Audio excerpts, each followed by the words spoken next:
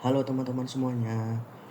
Perkenalkan, nama aku Muhammad Bima Dwiansyah. Sekarang aku sedang berkuliah di Institut Pertanian Stiper Yogyakarta.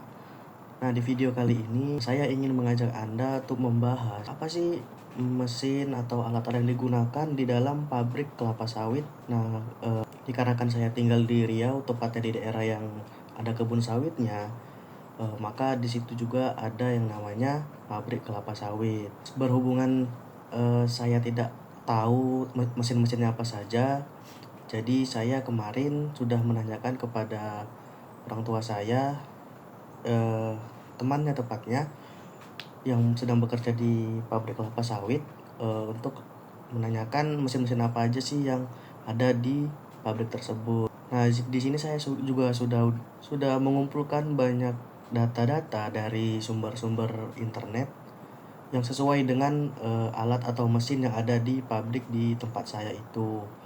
Kemungkinan saya membuat konten ini sambil melihat teks atau melihat website tersebut supaya tidak ada kekeliruan dan supaya informasinya itu valid. Langsung saja kita masuk ke dalam materinya, yaitu alat-alat atau mesin yang digunakan untuk mengolah buah sawit itu menjadi minyak kelapa sawit.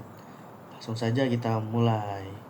Baik, yang pertama itu adalah loading ram atau sering disebut juga dengan LR atau stasiun loading ram. Ini adalah stasiun penerimaan awal tandan buah segar atau TBS di pabrik kelapa sawit sebelum masuk ke proses perebusan sterilizer. Pada tahap ini, TBS dari truk atau lori ditimbang, kemudian diperiksa kualitasnya, kemudian ditumpahkan ke bak-bak atau hopper penampungan. Loading ram ini merupakan bagian penting dalam proses karena dia mengatur aliran buah menuju sterilizer sehingga proses tetap stabil, teratur, dan efisien. Kemudian apa sih fungsi-fungsinya dari loading ram ini? Yang pertama tempat penampungan TBS sementara. Yang kedua, mengatur aliran buah ke sterilizer. Yang ketiga, sortasi buah. Nah, sortasi buah ini di dalam loading ram itu ada beberapa jenis. Yang pertama itu matang, mentah, lewat matang, busuk, dan tangkai panjang. Kemudian fungsi yang terakhir yaitu untuk menghilangkan kotoran besar. Kemudian pemerataan suhu dan aliran. Nah, mungkin itu aja sih dari pembahasan tentang loading ram itu. Nanti untuk lebih lengkapnya saya akan memberikan foto atau video dari teman orang tua saya yang sedang bekerja di pabrik kelapa sawit.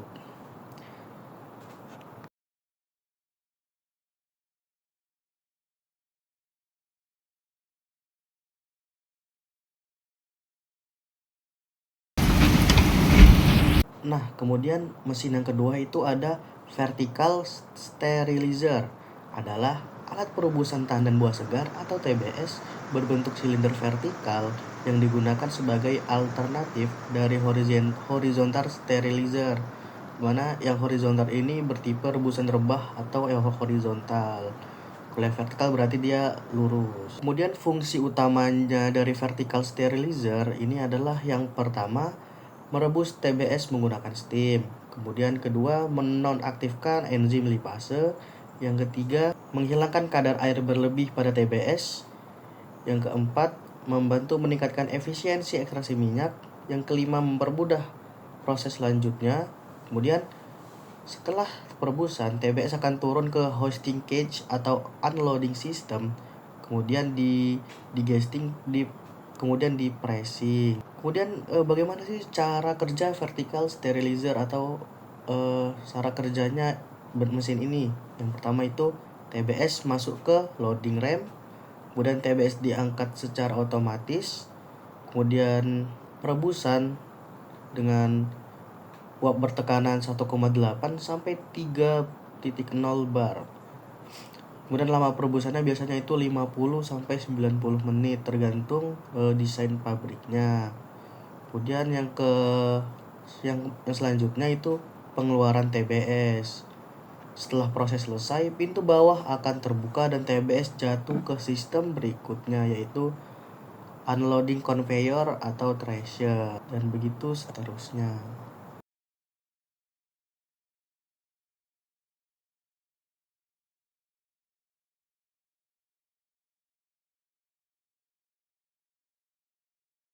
Nah, untuk mesin yang ketiga itu ada thresher atau thresher station. Ini adalah stasiun pemipilan yang berfungsi untuk memisahkan berondolan atau buah lepas dari tandan kosong atau empty fruit bunch atau EFB setelah TBS direbus dan disterilizer. Ini biasanya berbentuknya itu adalah drum yang berputar dengan kisi-kisi yang dibuat khusus untuk merontokkan buah dari tandannya atau berondolan. Ini merupakan tahap yang penting karena akan meningkatkan rendemen CPO dan mengurangi losses. Kemudian apa sih fungsi utamanya? Yang pertama itu untuk memipil atau merontokkan berondolan dari tandan. Yang kedua, memisahkan antara berondolan dan EFB. Yang ketiga, mengatur aliran bahan ke proses berikutnya. Kemudian yang gimana sih alurnya itu? Yang pertama itu berondolan, kemudian digester, kemudian screw press, dan kemudian hasilnya adalah CPO. Dan untuk yang EFB yaitu nanti EFB-nya akan masuk ke conveyor dan digunakan sebagai kompos atau mulsa.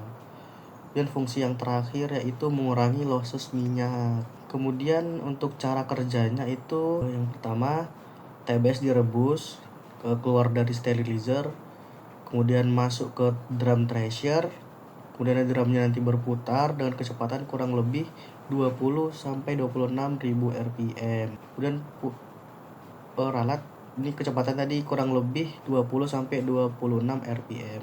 Kemudian buah yang itu nanti rontok dan berondolan jatuh ke bawah melalui lubang kisi. Kemudian EFB atau tandan kosong keluar dari drumnya. Nanti berondolan itu akan masuk ke digester, kemudian EFB akan masuk ke conveyor pengumpulan tandan kosong.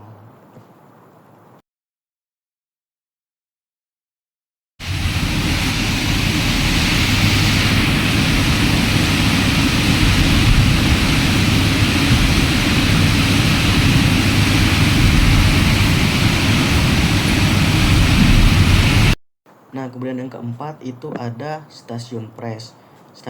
Stasiun press adalah bagian dalam pabrik kelapa sawit yang berfungsi untuk mengepres atau memeras adonan buah atau mesocarp pulse kernel hasil dari digester untuk mengeluarkan minyak kasar atau crude oil dan memisahkannya dari serat fiber serta biji atau nut. Teknologi yang biasa digunakan di pabrik-pabrik di Indonesia termasuk di tempat saya itu yang pertama screw press atau mesin press ulir. Yang tipe yang lainnya itu yang lebih jarang yaitu hydraulic press atau twin screw press. Stasiun press ini adalah bagian inti karena disinilah sebagian besar minyak sawit mentah atau CPF keluar. Untuk fungsi utamanya itu yang pertama mengekstraksi minyak dari adonan buah, memisahkan yang kedua itu memisahkan 3 komponen utama yaitu CPO, serat, dan biji. Dan untuk fungsi yang ketiga itu mengatur kapasitas aliran bahan dari digester. Yang keempat mengurangi losses. Nah, itu tadi yang terakhir. Kemudian alur kerjanya itu yang pertama adonan buah dari digester masuk ke screw press, kemudian adonan sudah dilumat dan dipanaskan, dan mesin press akan memeras buah secara bertahap, kemudian minyak keluar melalui lubang press cage, dan cake atau ampas plus biji keluar dari ujung screw press. Nah, serat nanti ini akan dibawa ke boiler, kemudian biji atau nutnya itu akan ke stasiun kernel untuk dipecah dan dipisahkan.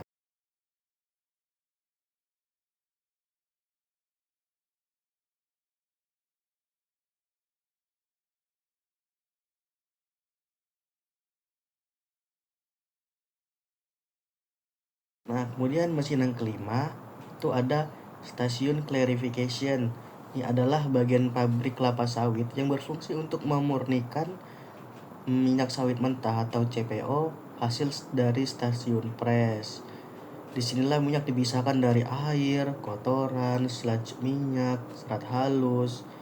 Tujuannya itu untuk menghasilkan CPO yang bersih, jernih, dan memenuhi standar kualitas sebelum disimpan di storage tank. Kemudian fungsi utamanya itu yang pertama memisahkan minyak dari non minyak, menurunkan kadar kotoran atau dirt dan kadar air atau moisture. Dan yang ketiga, menghasilkan minyak bersih dan siap simpan. Yang keempat, mengolah sludge menjadi minyak tambahan. Kemudian bagaimana sih alur kerjanya? Yang pertama itu press liqueur di mana minyak kasar dari stadium press masuk ke crude oil tank. Dan minyak dipanaskan untuk memisahkan air, minyak dan kotoran. Yang ketiga, campuran dialirkan ke continuous setting tank untuk pengendapan. Dan lapisan atas atau oil atau ini purifier untuk disentrifugasi minyak menjadi minyak bersih. Kemudian lapisan bawah atau sludge ini masuk ke sludge tank, kemudian decanter untuk recovery minyak. Selanjutnya, minyak dari purifier masuk ke vacuum dryer untuk mengurangi moisture. Kemudian minyak bersih disimpan di CPO storage tank. Mungkin itu saja alur kerja dari stasiun klarifikasi.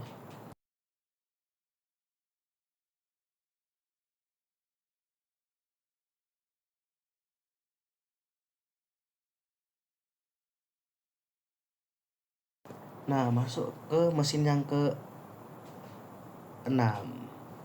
yaitu stasiun kernel. Adalah bagian pabrik kelapa sawit yang untuk berfungsi dengan tugas untuk mengolah biji sawit atau nut menjadi dua. Yang pertama itulah kernel atau inti sawit, di mana ini akan jadi bahan baku dari palm kernel oil atau PKO. Dan yang kedua itu ada shell atau cangkang, di mana ini biasanya digunakan sebagai bahan bakar boiler. Fungsi utamanya ini yang pertama, mengeringkan nut untuk menurunkan kadar air agar tidak mudah pecah dan tidak berjamur. Yang kedua, memecah nut menjadi kernel dan shell menggunakan ripple mill. Yang ketiga, memisahkan kernel dari shell menggunakan sistem pemisahan udara atau clay bath. Kemudian membersihkan kernel agar bebas kotoran. Kemudian yang selanjutnya, menyimpan kernel di silo atau storage siap hingga dijual atau kirim ke pabrik PKO. Kemudian alur kerjanya itu yang pertama, cake dipres masuk ke CBC, kemudian dipisahkan menjadi fiber dan nut. Kemudian nut dibersihkan dan dikerahkan di nut silo. Kemudian nut masuk ke ripple mill untuk dipecahkan. Kemudian campuran kernel plus shell ini dipisahkan oleh yang pertama itu winnowing atau tiupan angin, kemudian hydrocyclone atau clay bath. Nah, untuk kernel murni ini nanti dikeringkan, kemudian masuk ke kernel silo. Kemudian untuk yang shell itu nanti dibuang atau dijadikan bahan bakar boiler. Nah, untuk mesin yang ketujuh itu ada polishing drum. Polishing drum ini adalah mesin berbentuk drum silinder berputar yang digunakan pada stasiun kernel untuk membersihkan kernel atau inti sawit dari sisa-sisa cangkang atau shell, serabut halus, debu, kotoran lainnya setelah proses pemisahan di clay bath atau hydrocyclone. Tujuan utamanya itu adalah untuk menghasilkan kernel yang lebih bersih, seragam, dan berkualitas tinggi sebelum masuk ke kernel dryer atau kernel silo. Mesin ini disebut polishing karena kernel dipoles atau digosok di dalam drum hingga kotornya hilang. Fungsi utamanya apa sih? Yang pertama, membersihkan sisa cangkang atau shell, memisahkan kernel dari debu dan kotoran halus, memperbaiki kores kernel, mengurangi kontaminan pada kernel silo. Dan cara kerjanya, yang pertama itu kernel hasil permisahan masuk ke dalam drum. Drum berputar pada kecepatan rendah hingga sedang, biasanya itu 15-20 rpm. Dan kernel digesekkan dengan permukaan drum dan sesama kernel. Kemudian nanti kotorannya akan terlepas. Selanjutnya, kotoran akan jatuh melalui lubang-lubang pada drum atau dihisap oleh blower. Kemudian yang terakhir itu kernel bersih keluar dari ujung drum menuju kernel conveyor, dimana nanti akan kernel dryer. Kemudian dari yang kernel conveyor tadi akan menuju ke kernel dryer, lalu lanjut ke silo.